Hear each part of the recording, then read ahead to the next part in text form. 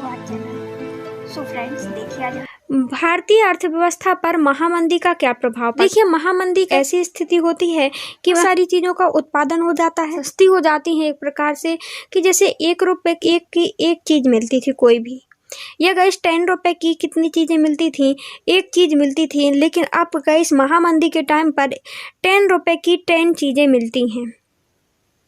सोचिए गाइस, इतना डिफरेंस आ जाता है, कहाँ एक चीज़, कहाँ 10 की 10 चीज़ें। इससे गाइस क्या हुआ, कीमतें बहुत ज़्यादा गिर गईं और गाइस ज़्यादा उत्पादन हो गया। अब उनको कोई खरीदने वाला नहीं है। जब कोई खरीदेगा नहीं हमारी चीज़ें, तो हम गाइस किसको बेचेंगे। हमने पैसा लगाया है, पैसे लगा के हमने, हो सकता था गाइस कि यहाँ पे कच्चे माल के लिए, कृषि के लिए बहुत से लोगों ने क्या लिया, भारत में कर्ज लिया था कि कृषि करेंगे और फिर चुका देंगे अपने सामान बेच करके, अपना उत्पादन बेच करके। लेकिन ऐसी स्थिति आई कि चीज़ें बहुत ज़्यादा चीज़ें गिर गई, कीमतें गिर गई और गैस उनको माल को खरीदने वाला अब कोई नहीं था यहाँ पर। अब गैस ये चीज़ों को बेचेंगे कैसे।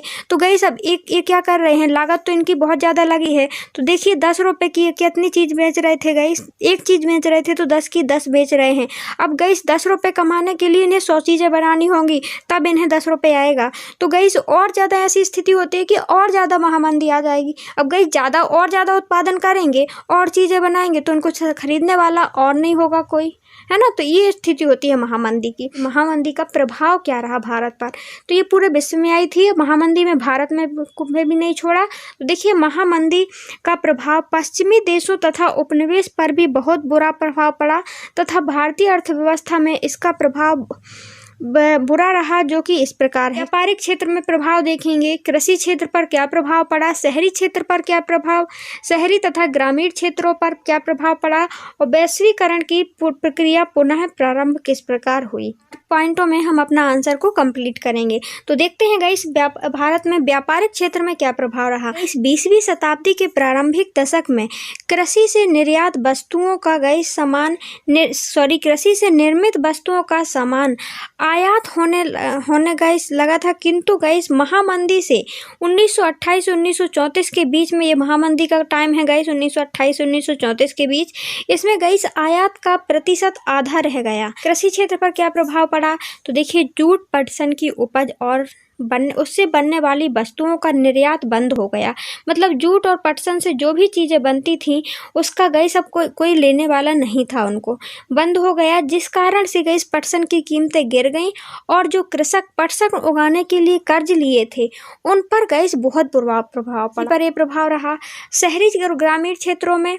देखिए, शहरी और ग्रामीण अर्थव्यवस्था पर महामंदी का गैस ज़्यादा प्रभाव नहीं पड़ा। मतलब कि गैस ग्रामीण क्षेत्र पर पड़ा, लेकिन शहरी क्षेत्रों में क्यों नहीं पड़ा। तो गैस राष्ट्रीय आंदोलन के प्रभाव के कारण सरकार ने गैस उद्योग की रक्षा के लिए सीमा शुल्क बढ़ा दिया था, जिससे उद्योग में लाभ हुआ। मतलब कि गैस देखिए, शहर में क्या हुआ था, सीमा शुल्क बढ़ा दिया था। इसका मतलब गैस यहाँ पे शहर में सरकार ने क्या किया था कि इस शहर में जो भी चीज़ें बेचने आएगा तो पहले वो क्या देगा, टैक्स देगा। अब कोई गैस कोई 10 रुपये की चीज़ बेचने आ रहा है तो गैस 5 रुपये उसका क्या लग गया, टैक्स लग गया, ठीक है ना। और 10 तो उसको 10 की, अब वो कितने में बेचेगा गाइस, 15 में बेचेगा, तब उसको 5 रुपये का लाभ होगा, क्योंकि 5 तो उसकी लागत लगी है और गैस तो 10 रुपये में बेच रहा था। अब गैस 5 उसका टैक्स लग गया तो ये 15 में बेचेगा। तो गैस शहर में ज़्यादा नहीं खरीदेंगे, इसकी जितनी उपभोग आवश्यकता होगी उतना ही खरीदेंगे। जब ज़्यादा नहीं खरीदेंगे गैस तो इनका मेंटेन बना रहेगा, ठीक है ना। तो गैस उतना ही बेचेंगे और बराबरी मात्रा में रही आएगी। तो इसका प्रभाव यहाँ पे ज़्यादा नहीं देखा। इसके बाद गैस तो ग्रामीण अर्थव्यवस्था में पर इसका बुरा प्रभाव पड़ा।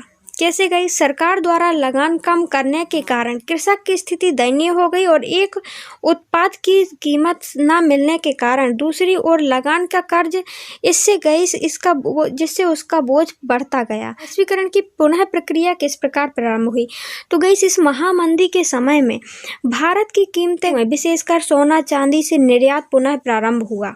मतलब कि पुनः निर्यात किससे प्रारंभ हुआ, ज़्यादातर खाने की चीज़ें और डेली यूज की चीज़ें तो गई उत्पादन ज़्यादा हो गया था, लेकिन सोना चांदी तो उतना ही रहेंगे ना।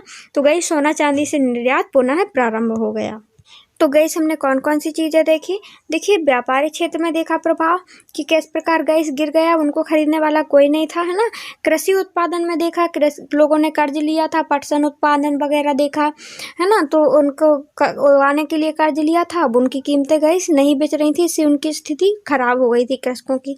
शहरी क्षेत्रों ग्रामीण क्षेत्रों में देखा तो शहरी तो ठीक थे, शहरी क्षेत्रों में क्या हुआ था, लगान लगा दिए थे उन्होंने, सॉरी ग्रामीण क्षेत्रों की स्थिति खराब थी। इसके बाद वैश्वीकरण पुनः प्रारंभ किससे हुआ, धातुओं से हुआ। इन 4 पॉइंट को आप याद रखिए और गाइस अपने मन से क्वेश्चन का आंसर लिखने की कोशिश कीजिए।